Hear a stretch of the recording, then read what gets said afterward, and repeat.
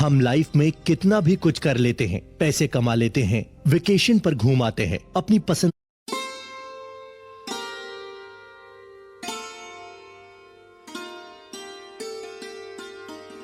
हम लाइफ में कितना भी कुछ कर लेते हैं, पैसे कमा लेते हैं, वेकेशन पर घूम आते हैं।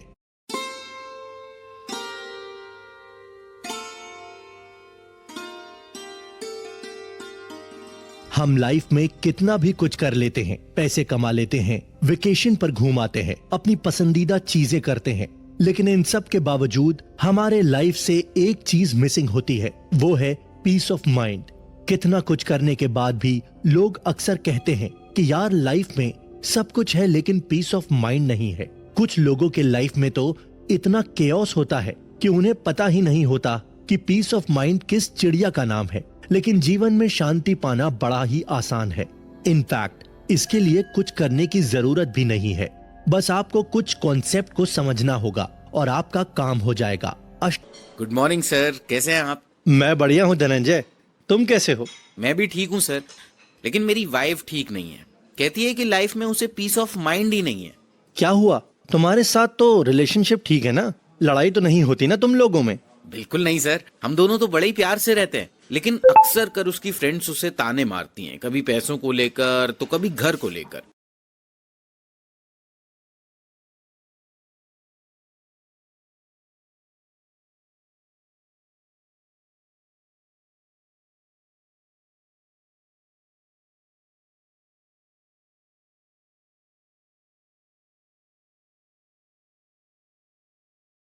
मेरी वाइफ चुपचाप सुन लेती है, लेकिन उसका मन अशांत हो जाता है। धनंजय, क्या तुमने अपनी वाइफ से अष्टावक्र गीता के बारे में डिस्कस किया है? हाँ सर, आपके साथ जो भी मेरी बातें होती है ना, मैं उसे तुरंत जाकर बताता हूँ और वो बड़े ध्यान से मेरी बातें सुनती है और उन बातों को अपनी लाइफ में इम्प्लीमेंट करने की कोशिश भी करती है। लेकिन सर, बाहर के लोग ही जब उसे अशांत करने लगते हैं तो क्या ही किया जा सकता है। देखो, तुम्हारी बात तो सही है, लेकिन क्या अशांति दूसरों की वजह से आती है? हाँ सर, और नहीं तो क्या। आप कितना ही कह लीजिए कि सभी लोगों के अंदर परमात्मा बैठे हैं, लेकिन सर इस दुनिया में सच में कुछ लोग बहुत ही बुरे होते हैं। मेरी वाइफ के फ्रेंड्स को ही ले लीजिए, जब वो मेरी वाइफ को टॉन्ट मारते हैं तो उसे गुस्सा आने पर भी वो चुपचाप रह जाती है और बाद में कई दिनों तक उसे बुरा लगता रहता है। क्या आप अष्टावक्र गीता से इसका कोई सोल्यूशन बता सकते हैं? बिल्कुल धनंजय, अष्टावक्र गीता में हर प्रॉब्लम का सोल्यूशन है, लेकिन उससे पहले ये समझते हैं कि हमारा पीस ऑफ माइंड कब चले जाता है। तुम मुझे अपना एक्सपीरियंस बताओ। सर, मुझे लगता है कि जब चीजें हमारे अकॉर्डिंग नहीं होती हैं तो पीस ऑफ माइंड चले जाता है। कभी हम नई कार लेकर शोरूम से थोड़ा आगे ही निकले होते हैं और कोई आकर उसे ठोक जाता है। ऐसे में कितनी ही कोशिश कर लें, लेकिन मन तो अशांत हो ही जाता है ना सर। अच्छा, ये बताओ कि जब मन अशांत होता है तो मन में क्या चल रहा होता है? सर, आप तो एकदम डीप जा रहे हैं। हाँ धनंजय, हमें रूट कॉज तक पहुंचना होगा। सर, जैसे ही मन अशांत होता है तब हमारे मन में नेगेटिव फीलिंग्स आने लगती हैं, जैसे गुस्सा, नफरत या चिड़चिड़ापन। धनंजय, तुमने सही कहा, लेकिन तुम्हें थोड़ा सा करेक्ट करता हूँ। जब ऐसे नेगेटिव फीलिंग्स आती है ना, तो मन अशांत होता है। ये नेगेटिव फीलिंग्स ही अशांति की जड़ है। यस सर, लेकिन सर ये नेगेटिव फीलिंग्स भी तो दूसरों की वजह से आती है ना, वरना आप ही बताइए कि कौन अपना पीस ऑफ माइंड खोना चाहेगा? ऐसा नहीं है धनंजय, चलो अब अष्टावक्र गीता के जरिए ही इसे समझाता हूँ। इसके बाद गिरिधर सर थोड़ा सोचकर आगे बोलना शुरू करते हैं। जनक उचाओ मयि अनंत महाम बोधौ विश्वपोत इतिस्ततः भ्रमति स्वांत वातेन न ममास्त्य सहिष्णुता। ये श्लोक अष्टावक्र गीता के 7वें अध्याय का है। अभी तक अष्टावक्र जी राजा जनक से तरह तरह के सवाल पूछकर परीक्षा ले रहे हैं और उन्हें बोल रहे हैं कि अगर तू सच में सन्यासी बन गया है तो ये संसार छोड़ दे, वरना तेरे इस मन की वजह से संसार के डिस्ट्रैक्शंस तो बने ही रहेंगे। तेरा मन तुझे बार बार गुस्सा, लालच और दूसरे इमोशंस में उलझाते ही रहेगा। तब उसी के जवाब में राजा जनक ये श्लोक कहते हैं। इस श्लोक में राजा जनक अष्टावक्र जी को एक एग्जाम्पल के जरिए बताते हैं कि आत्मा एक बहुत बड़े ओशन मतलब समुद्र के जैसे है और उसमें एक छोटी सी नाव जो है वो हमारे लाइफ एक्सपीरियंसेस हैं। तेज चलने वाली हवा हमारे मन के जैसे है, इसीलिए हवा चलने पर नाव अपने आप ही यहाँ से वहाँ डोलने लगती है। ऐसे में उनकी आत्मा को इस बात से फर्क नहीं पड़ता वो इस बात को एक्सेप्ट कर लेते हैं कि अगर हमारे अंदर एक मन है तो वो अपना नेचर दिखाएगा ही। कभी हमें गुस्सा आएगा तो कभी प्यार आएगा, कभी हम अशांत होंगे तो कभी शांत। हमें प्रोवोकिंग इमोशंस मतलब ऐसे इमोशंस जो हमें उतावला कर देते हैं, उसके वश में आकर कोई काम नहीं करना है, लेकिन हमें मन के इस नेचर को एक्सेप्ट भी कर लेना है। सर ये बात तो मैं समझ गया, लेकिन आपने ही तो बोला था कि ये प्रोवोकिंग इमोशंस वेव्स के जैसे होते हैं जो समुद्र में उठते ही रहते हैं। ऐसे में हमें उन्हें अपना नहीं मानना चाहिए। बिल्कुल सही बात बोली धनंजय, हमें इसे अपना नहीं मानना है, लेकिन इसे एक्सेप्ट भी करना होगा। तुम अपने घर में रहने वाले किराएदार के झगड़े में इंटरफेयर थोड़ी करते हो और ना ही उन्हें अपना मानते हो।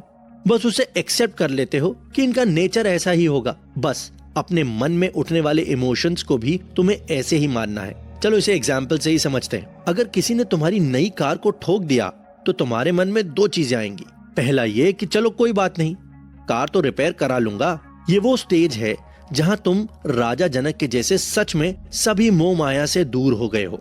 लेकिन अभी ऐसा नहीं है, इसलिए चलो दूसरी पॉसिबिलिटी के बारे में बात करते हैं। इस सिचुएशन में तुम्हारे मन में बहुत सारे इमोशंस आ जाएंगे और तुम्हारा मन ये सोचकर दुखी होगा, यार कितने पैसे लगाकर खरीदा था, इस आदमी ने कार को ठोक दिया। उसके लिए गुस्सा भी आएगा, तुम्हें उसे मारने का भी मन करेगा।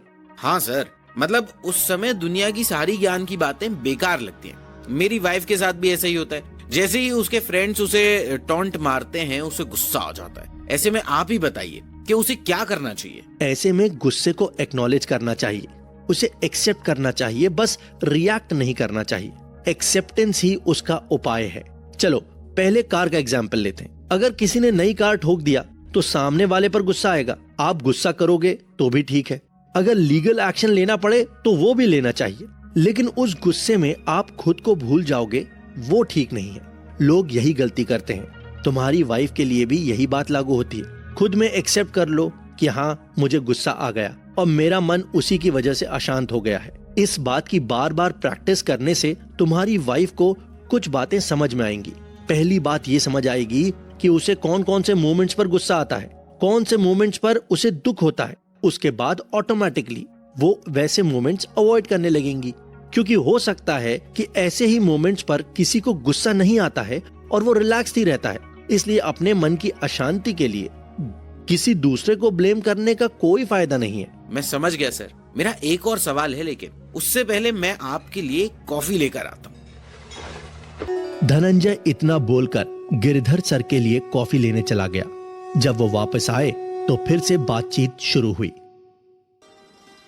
सर आपने बोला कि अपने अंदर आने वाली बेचैनी और गुस्से को भी एक्सेप्ट करना है। मतलब सर अपनी कमजोरी को भी एक्सेप्ट करना है। धनंजय इसे कमजोरी नहीं मानना है, क्योंकि ऐसे में ये गिल्ट पैदा करेगा। बस इसे मन का स्वभाव मानो, क्योंकि जब कुछ अनअवॉइडेबल मोमेंट्स आते हैं तो वहाँ गुस्सा आना तो स्वाभाविक है। तुम्हें पता है जब भगवान राम ने राजा जनक के स्वयंवर में ऋषि परशुराम का धनुष तोड़ दिया तो वो भी बहुत ज्यादा गुस्सा हो गए थे, लेकिन उन्होंने भी तुरंत ही अपने गुस्से को एक्नॉलेज कर लिया। ठीक वैसे ही हमें भी लाइफ में करना है। अगर कुछ गलत लग रहा है तो उस समय गुस्सा होना स्वाभाविक है, इसलिए बाद में उसे सोचकर गिल्ट में नहीं जाना चाहिए। सर आपकी ये बात समझ गया मैं, लेकिन इससे तो ऐसा होगा कि लोग कुछ भी गलत करेंगे और उन नेगेटिव चीजों को एक्सेप्ट कर लेंगे। जैसे कोई किसी को मारकर बोलेगा कि मैं एक्सेप्ट करता हूँ कि मैंने उसे गुस्से में मार दिया। देखो धनंजय, इस बात का कोई भी जस्टिफिकेशन नहीं है। आपको सामने वाले का मोटिव देखना होगा। अगर आपका मोटिव सही है तो अपने अंदर आने वाले इमोशंस को एक्सेप्ट करने में कोई बुराई नहीं है। जैसे अगर कोई छोटा बच्चा बार बार समझाने के बाद भी आग के पास जा रहा है तो ऐसे में उसे गुस्से में डांटना स्वाभाविक है, बल्कि यहाँ गुस्सा करना सही था। इसलिए लाइफ में हर सिचुएशन के अकॉर्डिंग स्वाभाविक रूप से रहने में कोई बुराई नहीं है। मतलब सर मेरी वाइफ को अपना गुस्सा नहीं दबाना चाहिए और अपने गुस्से को भी एक्सेप्ट करना चाहिए। साथ ही साथ उसे अपने फ्रेंड्स को रोकना भी चाहिए। हाँ धनंजय, क्योंकि ऐसा नहीं करने से घर में आकर उसका मन ज्यादा अशांत हो रहा है। इसलिए जब लगे कि कुछ गलत हो रहा है तो हमें अपने स्वभाव के अकॉर्डिंग रिएक्ट करना चाहिए। हाँ, इसका मतलब ये भी नहीं है कि हम सामने वाले के ऊपर अपना सारा फ्रस्ट्रेशन ही निकाल दें। सर समझ गया मैं इन बातों को अपनी वाइफ को जरूर समझाऊंगा। स्वीकार ही मन को शांत कर सकता है। स्वीकार ही तुम्हारे मन में चलने वाली डुअलिटी से तुम्हें छुटकारा दिला सकता है। मतलब सर, मन को शांत करने का पहला तरीका ये एक्सेप्टेंस है कि हमारा मन अभी अशांत है और ये होना भी स्वाभाविक है। सही कहा तुमने, इससे तुम्हारा मन शांत हो जाएगा। साथ ही साथ अगली बार वैसी सिचुएशन आने पर तुम खुद से अलर्ट हो जाओगे। सर, मेरे मन में एक और सवाल आ रहा है। पूछो धनंजय।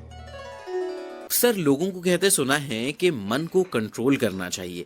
जो मन को कंट्रोल नहीं करता उसे लाइफ में आगे चलकर बड़े नुकसान होते हैं, लेकिन आप बोल रहे हैं कि अपने मन को छोड़ देना चाहिए। ऐसे में क्या सही है और क्या गलत है? धनंजय, जो बात तुमने सुनी है वो भी सही है। अष्टावक्र गीता के पहले ही अध्याय में हमने 5 सेंसेस के प्लेजर्स के बारे में बात की थी, जिसमें हमने ज्ञान के द्वारा 5 सेंसेस के जरिए मिलने वाले प्लेजर्स को अवॉइड करना सीखा था। हम सेंसेस को तो कंट्रोल कर सकते हैं, लेकिन हमें यह समझना है कि हम अपने मन को कंट्रोल नहीं कर सकते हैं। हमें इनके नेचर को पहले एक्सेप्ट करना है और फिर एक्नॉलेज करना है। और तीसरी बात, हमें गिल्ट नहीं करना है।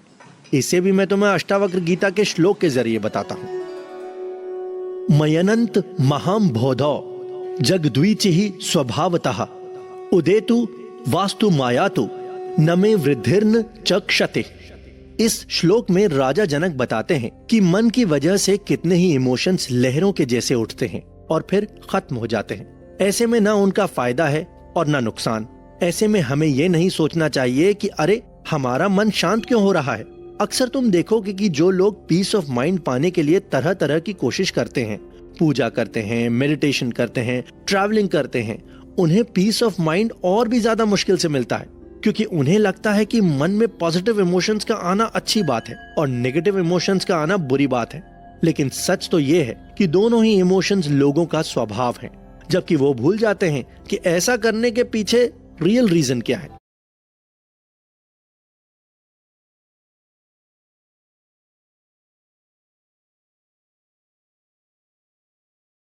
ना ही है तो पेड़ों से सीखो। जब पतझड़ आता है तो पत्ते अपने आप ही झड़ जाते हैं। जब वसंत आता है तो अपने आप ही पत्ते वापस आ जाते हैं। एक पेड़ के लिए न वसंत अच्छा है और न ही पतझड़ खराब। ठीक वैसे ही हमारी लाइफ में भी सुख दुख, फायदा नुकसान और बाकी के इमोशंस सिचुएशन के अकॉर्डिंग आते रहते हैं। ऐसे में अगर कोई रिएक्शन आ भी जाता है तो उसके लिए गिल्ट करने की जरूरत नहीं है। बस हमें अपने स्वभाव के प्रति अवेयर रहना है। मतलब सर, हमें ट्रिपल ए का कॉन्सेप्ट फॉलो करना है। फर्स्ट ए का मतलब एक्सेप्ट, सेकंड ए का मतलब एक्नॉलेज और थर्ड ए का मतलब अवेयर होना। वाह धनंजय, तुमने तो इसे एक कॉन्सेप्ट की तरह बना दिया। हाँ सर, वो क्या है ना, कॉन्सेप्ट बनाने से चीजें आसानी से याद रह जाती है। सर, क्या इसके अलावा भी पीस ऑफ माइंड को पाने का कोई उपाय या कोई तरीका है? हाँ धनंजय, राजा जनक आगे के श्लोकों में बताते हैं कि जिसे ये बात समझ में आ जाती है उसे दुनिया सिर्फ इमेजिनेशन के जैसे लगती है। मतलब वो इस दुनिया में जी तो रहा है, लेकिन उसे मालूम है कि ये सब सच नहीं है, ये सब एक खेल है, क्योंकि वो इन सब चीजों से ऊपर उठ चुका है। इसलिए वो ये भी नहीं जानता है कि कौन सही है और कौन गलत। जब तुम्हारी वाइफ को भी ये बात समझ में आ जाएगी ना, तो वो भी अपने फ्रेंड्स को गलत समझना बंद कर देगी और उनकी बातों का भी उस पर कोई असर नहीं होगा। सर, लेकिन इस लेवल तक आखिर हम कैसे पहुंच सकते हैं? अरे इसके लिए तुम्हें कुछ ज्यादा नहीं करना है, बस खुद को खाली कर दो। दिन में कुछ समय निकालकर आराम से अपनी और सबकी लाइफ को देखो। किसी को जज मत करो, कोई गोल अचीव करने के बारे में मत सोचो। बस ये देखो कि कैसे ये दुनिया भाग रही है, कैसे लोग छोटी छोटी बातों के लिए रो रहे हैं। हाँ सर, इसीलिए जब भी मैं अपनी बालकनी से खड़े होकर नीचे ट्रैफिक में भागती दौड़ती गाड़ियों को देखता हूँ तो मन में एक अजीब सी शांति सी आ जाती है। शायद इसीलिए ही लोग ऐसी जगह जाते हैं जहाँ जिंदगी की रफ्तार धीमी होती है। हाँ धनंजय, देखो, पीस ऑफ माइंड पाने के लिए जितने भी पूजा पाठ, मेडिटेशन और ट्रैवलिंग के ऑप्शंस हैं, वो खुद को खाली करने के लिए हैं। तुम भी ऐसा कोई ऑप्शन अपना सकते हो, लेकिन इस बात को लेकर अवेयर रहना कि ये काम भी बिना किसी एक्सपेक्टेशन के करना, और तुम देखोगे कि तुम्हारी लाइफ में परमानेंटली पीस ऑफ माइंड आ रहा है। ठीक है सर, आपका लंच टाइम बस ओवर होने वाला है, इसलिए मैं जल्दी से चीजों को समराइज कर लेता हूँ। हमें किसी भी फीलिंग को सप्रेस नहीं करना चाहिए, बल्कि उसे एक्सेप्ट करना चाहिए। फिर उसे एक्नॉलेज करके सिचुएशनशिप के अकॉर्डिंग गिल्ट फ्री रहते हुए रिएक्ट करना चाहिए। और लास्ट में हमें अवेयर रहना है कि किस सिचुएशन में हम कैसा फील करते हैं। साथ ही साथ दिन में कुछ समय के लिए खुद को खाली करने की भी कोशिश करनी चाहिए। आज का सार यही है। अरे वाह, हमेशा की तरह कितने अच्छे से तुमने समराइज कर दिया Dhananjay. Well done. Thank you so much sir.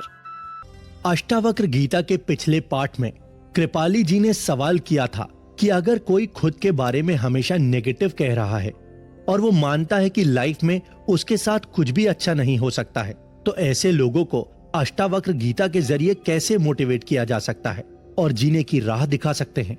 इसके लिए अष्टावक्र गीता के मुताबिक सबसे पहले आपको अपना मैं त्यागना होगा, क्योंकि जब तक हमारे अंदर मैं कर रहा हूं की भावना होती है, तब हमारे अंदर दो प्रकार की फीलिंग्स आती हैं। अगर कोई काम अच्छा होता है तो तुरंत ही उसका अहंकार आ जाता है, और अगर कोई काम खराब होता है तो तुरंत ही उसके लिए हम गिल्ट फील करने लगते हैं।